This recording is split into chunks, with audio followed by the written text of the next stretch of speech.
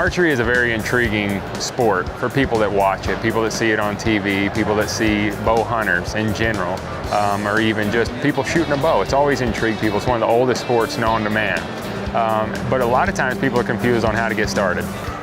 My best advice is that you start off, if you have somebody, a friend or somebody else that you can get a lot of information from, that's a great place to start. Because what you need to do is you need to go to a pro shop.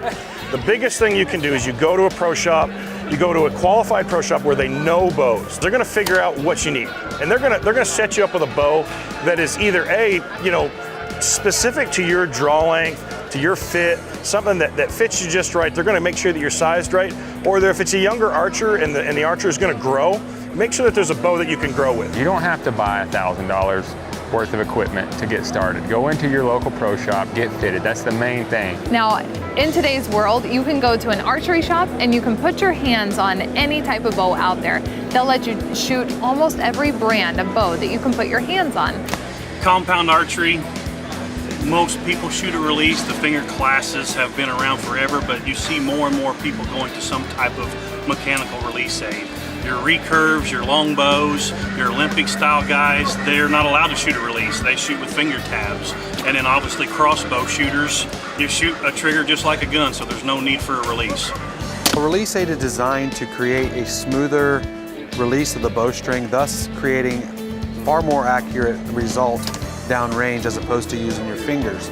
There's a release aid for everyone. Simple release aids like you see here with a caliper style jaw is the basic introductory style release that I would suggest for anybody that's getting into archery. This is kind of a dual release.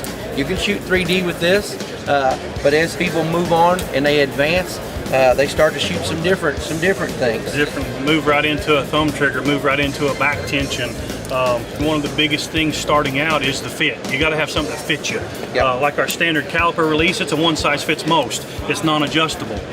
But then we have NCS straps on a lot of our releases, which is a nylon connector, and you can go from the shortest, tiniest hand to the biggest mitt there is, and it's all about the fit.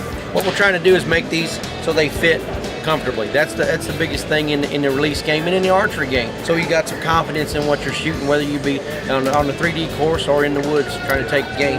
And the wrist strap's not for everybody, thumb trigger's not for everybody, and the back tension's not for everybody. So we make a wide variety so you can find something that you're most consistent with no matter what game you're playing with a bow and arrow. It's really simple, and there's one for everyone. I think most people can find one that fits them no matter what the manufacturer of the name is. Anytime you're in the archery woods, you want to be 5 things: concealed, comfortable, warm, dry, and scent-free. Camouflage has been a staple of hunting, since I can remember. Mossy Oak goes back to 1986 when Bottomland, the jacket that I'm wearing, was a breakthrough and concealment for outdoorsmen. The main things to think about when you're trying to pick out your gear for your hunt, you've got different regions of the country that may have different foliage or surroundings that you might match your camouflage patterns to. You always want to be comfortable, and that also depends on the climate you're in. So some people prefer to have thinner layers that they can layer up and have less bulky clothing. Some people want the big down vests and jackets, and they don't really care how slim their clothing is. They just want to be warm. So as long as you're prepared for whatever your climate you're in, and there's always going to be a Mossy Oak pattern that can match to your surroundings, you'll be good to go. Well, I get asked all the time from first-time archery hunters, deer hunters primarily, about tree stands. So essentially there are 4 types of tree stands that we use to hunt whitetails. Ladder stands, tripod stands, hang-on stands like this one, and climbers. Now, a ladder stand and a tripod stand are fixed position stands. They're tall, 1-man or 2-man ladder stands, or 1-man or 2-man tripods that you'll put out in the middle of a food plot or on the field edge. Hang-ons like this one utilize sticks, a climbing system that's attached to a tree, but this one is attached to a tree, and typically these are left in a tree most of the season. Climbers, on the other hand, are a 2-part tree stand system where you use leverage, the top and the bottom of the tree stand, and you can climb a tree as long as it's a fairly straight tree and doesn't have too many branches. You can climb just about any height you like. One of the other questions new archery hunters ask is, why do I need to use a tree stand? Well, There is an advantage to being elevated. I have killed many deer on the ground from ground blinds, but being elevated helps you conceal yourself from deer. Most of the deer's world is on this level. So if you can get up 15 feet or so, you do have an advantage of being elevated and not being on the ground. And the last advantage to being in a tree, obviously, is being in an elevated position. You can see animals coming from a greater distance, which allows you to prepare for the shot.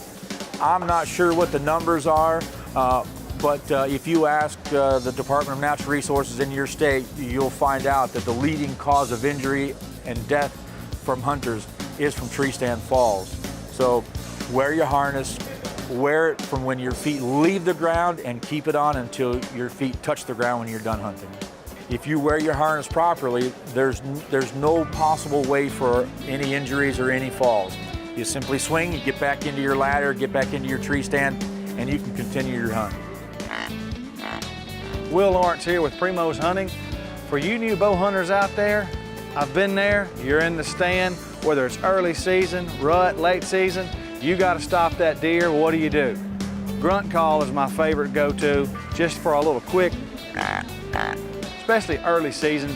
Deer are curious, especially early on. You wanna get them stopped where you can get a nice shot. Grunt Call is the way to go.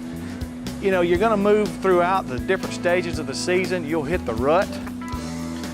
For the rut, you gotta go with a can call. This is one of our original cans, been around for years, tried and true from Primo's. It's the sound of the estrus doe bleed. I like to do that 1, 2, maybe 3 times, you know, during the rut. Follow it up with a grunt. Let that buck think there's a hot doe, also a buck on the chase. He's gonna get jealous and he's gonna come looking, you're gonna get the good shot. Good luck hunting. You know, I think about people getting started in archery, and to me, the main thing is not becoming discouraged. I think that's probably the biggest thing to overcome when you're starting, because the thing about archery is you are not going to start it and be great at it right off the bat. If you can find a mentor or a good pro shop that can steer you in the right direction, that's another huge key. I was lucky that I had that. I had a great pro shop back home, and that can really shorten up the learning curve. But if you can put in the time, get some good coaching or a good mentor, and then feel comfortable releasing an arrow where it's accurate every single time at a certain range, and you can get that closer, I think you can have just awesome success with the bow and arrow. Anybody who wants to get into archery, do your research a little bit and maybe just go into a bow shop, talk to the people a little bit. Even if you don't buy one that day, at least you're experiencing how to get started. Another great way to do it is online. Jump on there, type in the search engine, I want to shoot a bow, I want to learn how to do archery, and I promise you, there's so many videos on there, and beginner bows, the muscles that you're going to be using and that you need to train for archery. If you're 10 years old, what kind of bow? If you're 30 years old, if you're a gal, there's so many new bows out for the female hunter. So go online, YouTube, even Google it, and I promise you, you'll find some really good tutorials on how to get started in bow hunting. Go to a bow shop, tell them, hey, I just want to try this for fun. Get fitted the right way so you're doing it right from the beginning. That's one of the main things. The main turn off for people in archery, I think, they go in, they try to pull too much poundage, they try to shoot somebody else's bow, doesn't fit them, it's uncomfortable. So go to a pro shop, let them fit you with a demo bow, shoot it, get comfortable with it. If you like it, you can step up gradually from there. Get the cheapest bow you can find. It's all fun. And every company makes good bows. You don't have to buy the most expensive, the best. It doesn't matter. You don't have to have fancy equipment or expensive equipment, but you do want it to fit you right. That's one thing that if you can get your anchor points right, get something that fits you, doesn't have to be expensive. Use it, practice, learn from your mistakes, and don't ever give up. I don't think you need to buy the best of the best. I don't think you need to spend $1,500 on a bow and $300 on a sight. When I first started bow hunting, I started off with a cheap bow, so to speak, and now since that time, bow hunting has changed my life. That was in 1989, and now here we are, 2017, and I just encourage everybody interested in hunting with a bow, just get out there, shoot a few arrows, and hopefully that love develops like it did for me. Start small, keep your expectations small, and start fun. then you can gradually set goals. Say, hey, I want to go to a local tournament. Go to a local tournament. I want to go try bow hunting this year. That's fine. Don't set too much anticipation. Don't put too much pressure on yourself. Remember, it's fun. It's why we all started it to begin with. Archery is a cool sport. Been around forever. I think you'll find the same thing if you go try it out.